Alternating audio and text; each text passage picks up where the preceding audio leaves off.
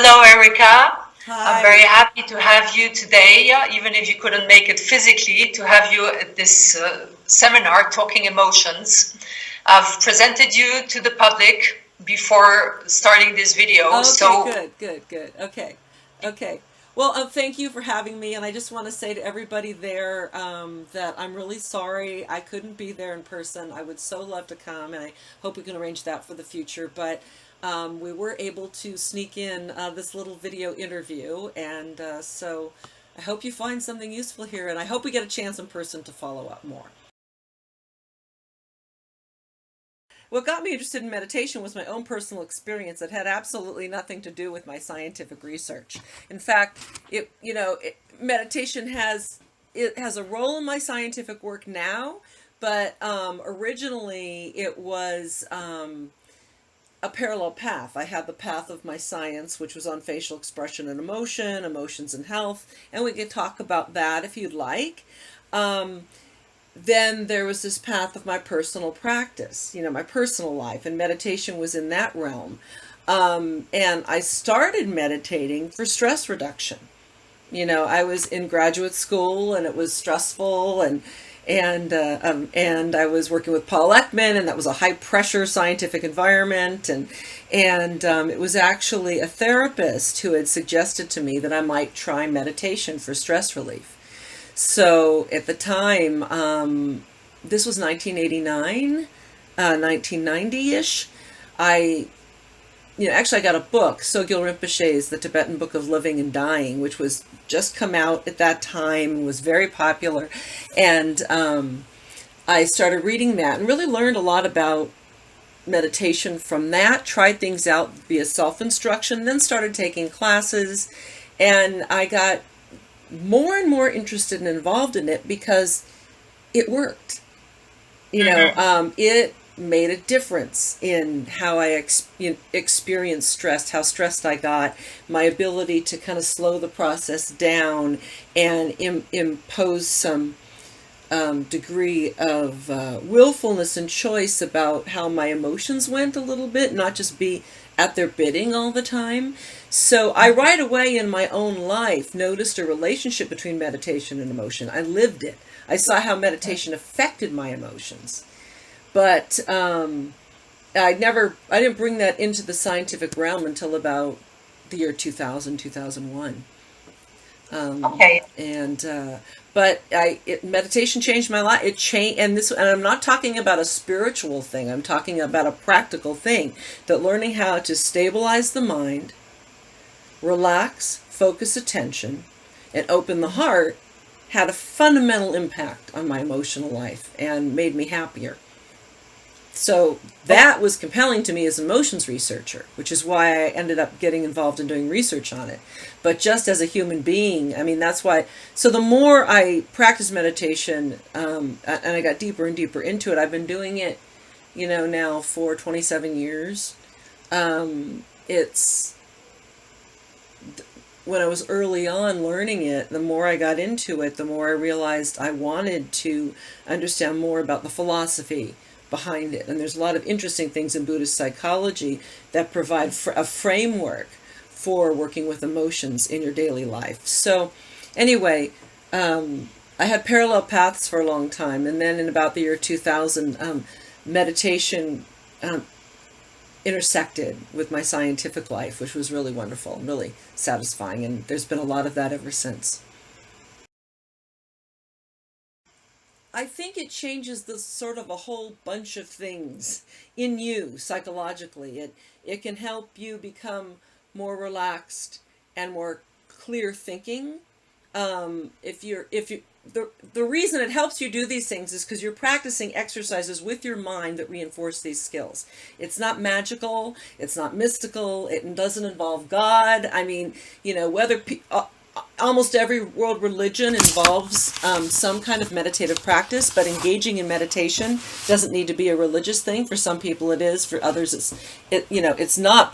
But the kind of meditation that I have done, which comes from the Buddhist tradition, involves exercises for learning to calm the mind, stabilize it, settle it down, and focus attention, And also practices that involve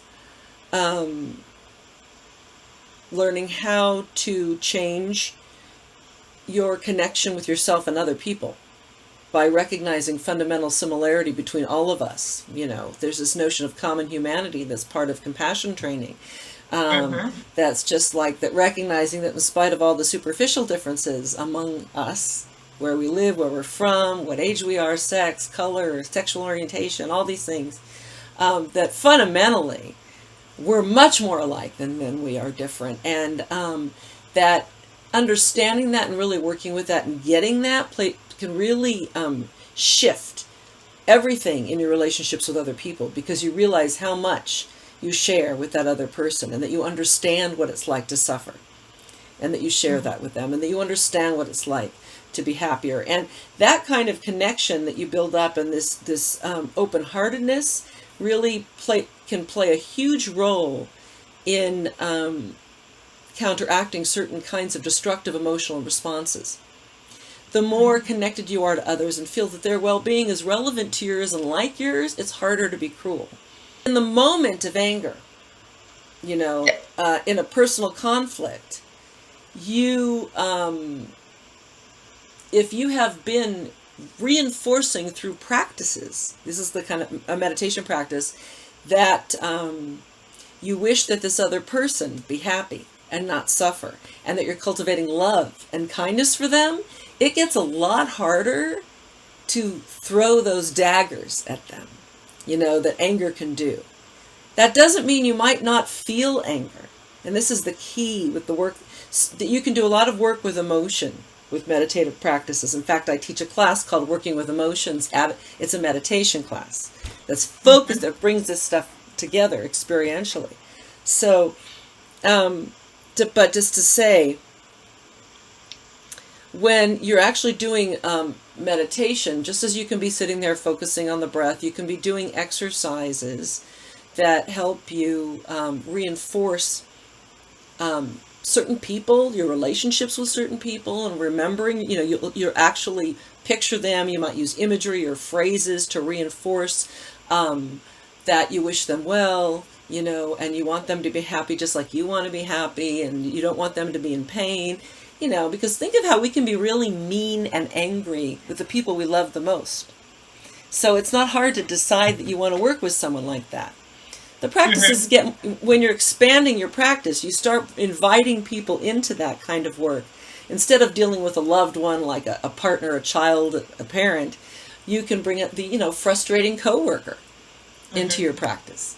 And you will see, I've written about this, I had some profound experiences in my life working with someone very difficult, who was in a different status position, who I was very angry at, and I had to continue working with her for a while.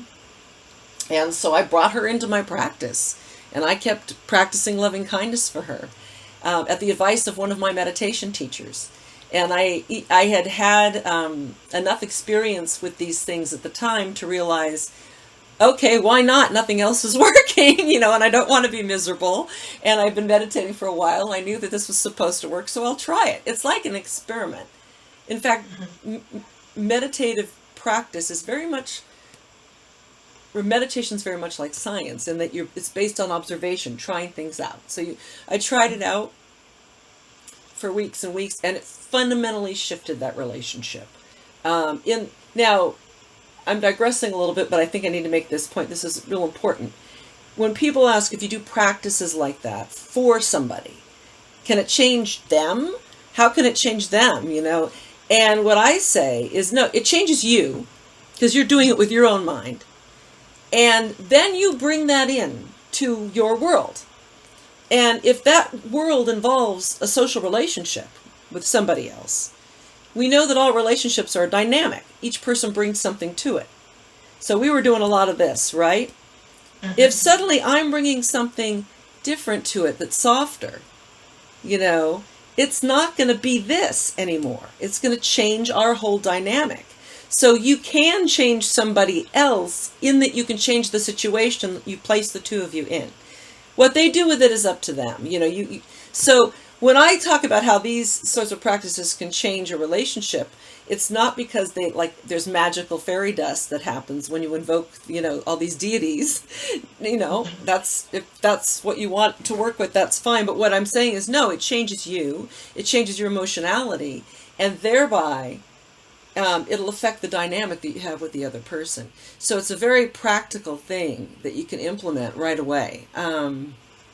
Anyway, I digress, but that's one way the anger is related. I mean, I saw this stuff being connected to my own life and work very early on. And mainly the first form it took was me bringing material from science and the psychology of emotion into my teaching of meditation, because I started teaching meditation in about 2001.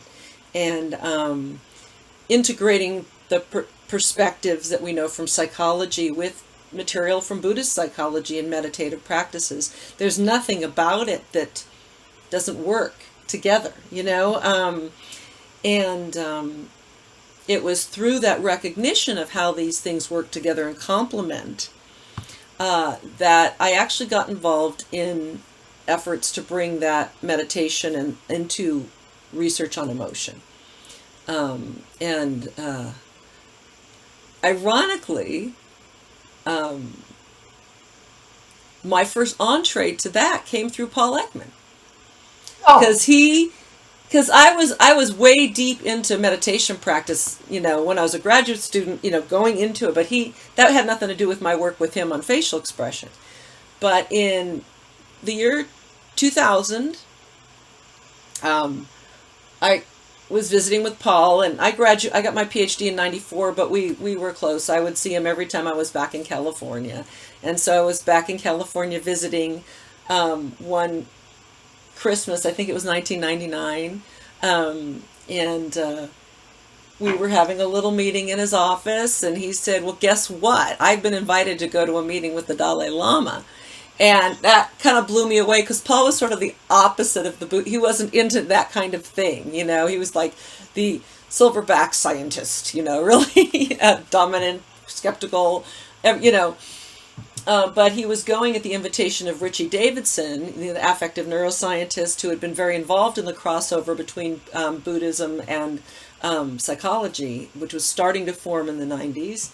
The Mind and Life Institute was an organization devoted to some of this conversation, and was sponsoring these talks with the Dalai Lama, between the Dalai Lama and Western scientists. And you've seen some of these things, I'm sure, were on advertised, that they have them every year, meetings with the Dalai Lama, and they're international. And there's actually quite a lot of activity that happens in the Mind and Life Europe. We could talk sometime if you were interested in hearing more about it. But at any rate, there was going to be a meeting where they were going to discuss destructive emotions, and Paul was invited as a scientist to make a presentation there. And let's just say, because we don't have unlimited time, that he went, so he took it seriously. He prepared a presentation about emotion, brief, for the meeting, and he was going out of curiosity to meet this man, and of, a kind act to his friend Richie Davidson.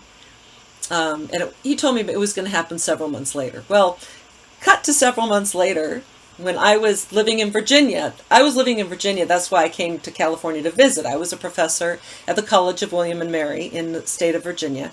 And I was at home in my home in Virginia, and I got a phone call, and it was Paul, who was sitting in the airport at LAX, LA International, on his way home from India.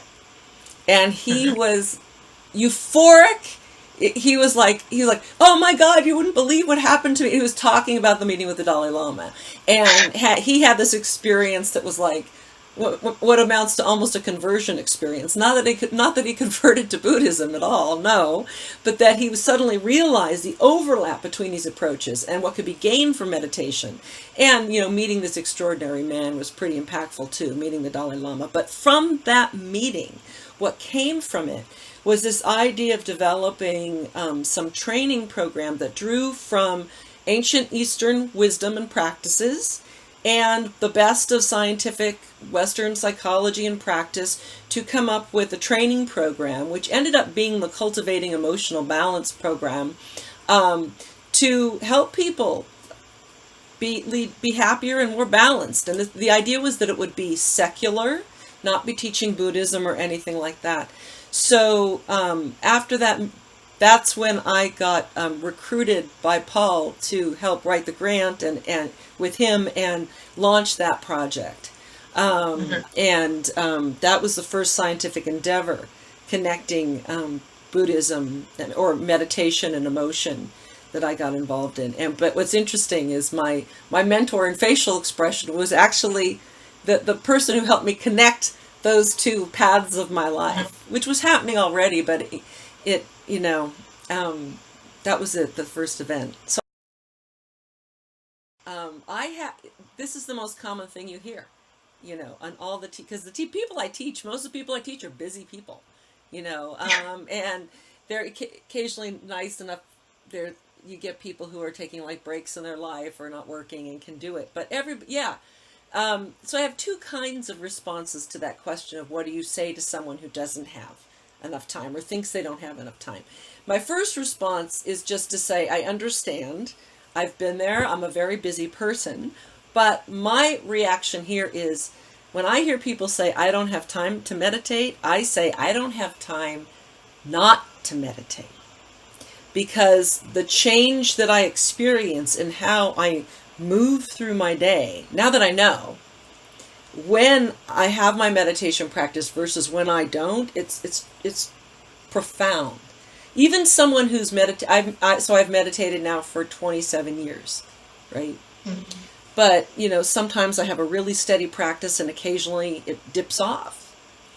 And what I can say based on that is when I'm not doing my practice, I still have in my head, or I'm not doing my practice as well, I'm always practicing, but if it drops off and gets weak, just like your exercise regimen might drop off a little bit, it's very much like an exercise regimen, by the way.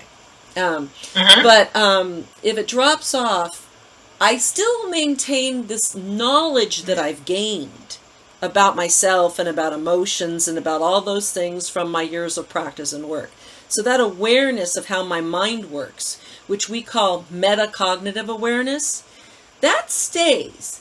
But what drops off is my ability to enact this stuff in the moment. Like, so when you're practicing stabilizing your mind and not following thoughts when they emerge, which is a basic skill that you might do in a basic breath meditation. When you practice a little of that every day, you are learning how you are reinforcing a skill, almost like you'd be reinforcing a muscle by lifting weights. You're reinforcing a skill of being able to place your attention somewhere where you want it to be. Mm-hmm. Does that make sense? So if you take a basic meditation practice like breath awareness meditation, where you sit in your calm and the whole practice is simply after you relax the body a little bit, which is real important, because if the body's not relaxed, the mind will be agitated more than it already is. Relax the body, and then working with an object of focus like the sensation of breath moving in and out of your nose and mouth. And the task is simply to sit there and let your mind, your attention, notice the feelings of breathing, let's say. Inevitably, a thought will come up, something will come up that brings your mind off the breath. And as soon as that happens, that's okay. You just remember you're supposed to come back to the breath, and then you come back to the breath. So what you might do in the course of 5 minutes of sitting there trying to kind of stay with the breath is go away and come back, and go away and come back, and go away and come back, over and over and over again. And what you're reinforcing, if let's say you do that for 20 minutes a day, what you are reinforcing is your ability to notice what your mind is doing and put it back to where you want it to be. That's powerful. Because we feel like most of what we go around are emotions, and they feel like they happen to us. We have no choice in them when they happen. But you do have a lot of choice. So when you reinforce your ability to stabilize attention, put your mind where you want it to be, and to be more focused, and we now know from research that some of which I've been a big part of, that the more you do these practices, you're actually better in laboratory attention tasks. You can stabilize, you can attend to a target on a screen longer. Your memory span, your working memory improves. There's a lot of things that you'll see cognitive outcomes from mental training. All of these cognitive shifts can benefit your emotions. And so can the interpersonal kinds of practices. So anyway, I went away from the busy people question. I'm going to come back to it now. But that was, I wanted to get into what difference it makes to do it, to support the point of why I'm too busy not to meditate. Because I work better, I waste less time, I see what I'm doing when I'm distracting myself when I really should be focusing on this task rather than that task. I'm not letting myself impulsively answer the text when I'm supposed to be doing something else. All of that, for me, is improved with my meditation. So, how do you do it when you're too busy or you can't find the time? Well, you just have to start experimenting with little chunks of time and where you can find it. You know, I tell my students that it is going to take a little bit of discipline to set a small amount of time aside. And then usually what I do is I ask for a show of hands of how many people in the room have an exercise regimen. And usually these days, most of them do, or they'll say they do. And if you make the time to work out, you can make the time starting, let's say you start with 15 minutes, okay? Take 15 minutes away from social media and do this instead. You know, there's got to be 15 minutes you can take. And in fact, in a lot of the classes I teach, I start with just a 15-minute meditation. And finding a place where you can be quiet and not disturbed, and you turn your phone off and no one's allowed to bother you, and you just sit and do something as simple as what I was explaining, sitting, noticing the breath for 15 minutes a day, or work with recording. You know, early on it's nice to have a guided meditation so you don't have to worry about remembering what to do and something keeps you on track. Something like that. Then, you know, once you're getting the hang of it, you really should try to do it for like 15 minutes. Sometimes you can't. If you can get 5 in, it's better than nothing. And there's also other ways that you can implement awareness, mindfulness, and kindness in your daily life. As for mindfulness, you can pick any task and decide to do it mindfully. One of my favorite things is mindful eating, where, you know, when you get your food, you look at it and you engage your various senses very deliberately. You know, like you notice what the food, we tend to, eat, read a book, or be on the internet. Right? Okay, so one thing, just the eating.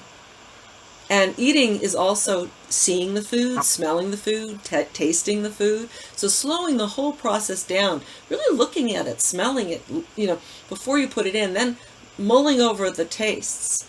And what you do is you engage your sense organs to notice detail. And that has a slowing down process.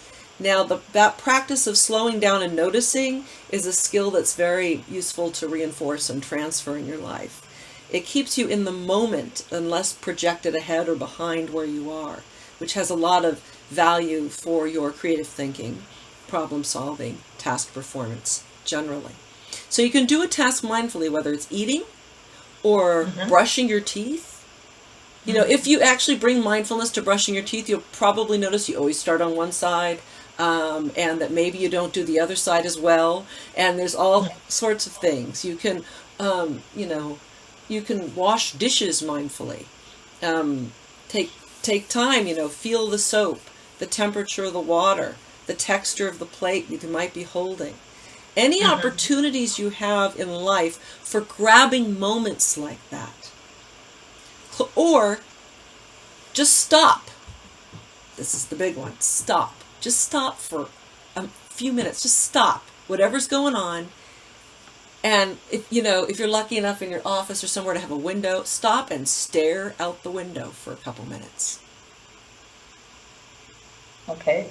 Just so any little places that you can implement these slowing down, staying put, noticing, and then the compassion piece, which I haven't talked about a lot, but which is the fundamental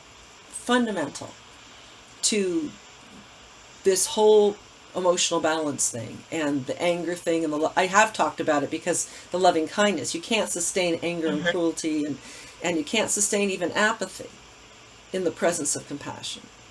And compassion for yourself and loving kindness to yourself is being kind to yourself, being gentle on yourself, is fundamental to being able to let go. You know, because when you talk about emotions and what our suffering is about, suffering is more about what we do with our emotions in our mind than it is about the emotion itself or about the situation itself.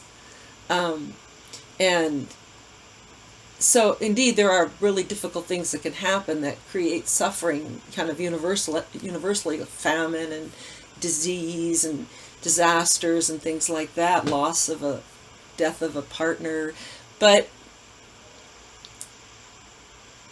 the suffering, especially if you look in the Buddhist psychology, is in how our mind grabs onto that stuff, and you get stuck. So when you see in Buddhist psychology this discussion of attachment being a problem, it's not attachment in the fondness attachment, it's attachment in getting stuck. So like our mind grabs onto stuff, our mind grabs onto negative stuff more easily, the unpleasant stuff. I don't like words like positive and negative very much for emotions, but like anger because someone's insulted us or threatened us, and fear because there's a concern for safety, there may be danger, and those might be uncomfortable to go through, but if you just kind of write out the emotion, as you know, they're very brief, they come and go. If you just let the emotional energy come and go.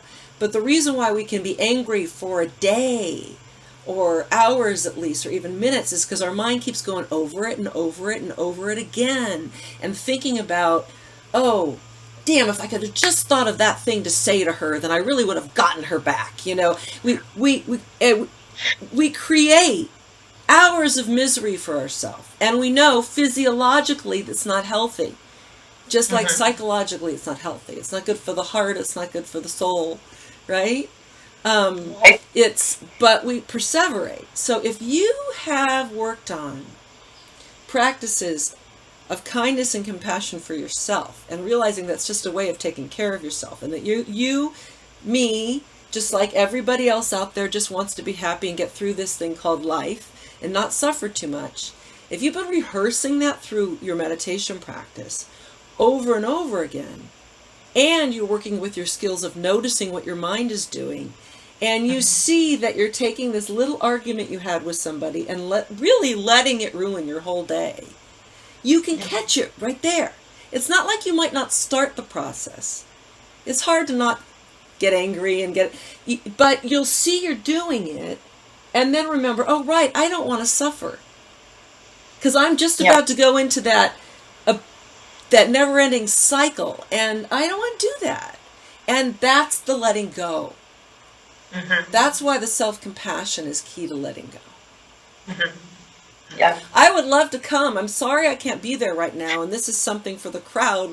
I would love to come and do some teaching about this, and maybe if we can do something next year, it would be really fun to do something in person there, because this is my favorite stuff to teach, because it integrates the science and the meditation, and for me that's very satisfying. But I think the reason I like to integrate these things is because fundamentally I'm a teacher, and I like to bring everything that I have to bear on helping people be happier and less miserable. And so there's such powerful stuff from the science of emotion, powerful stuff from these meditative practices that can, when brought together, can be super beneficial.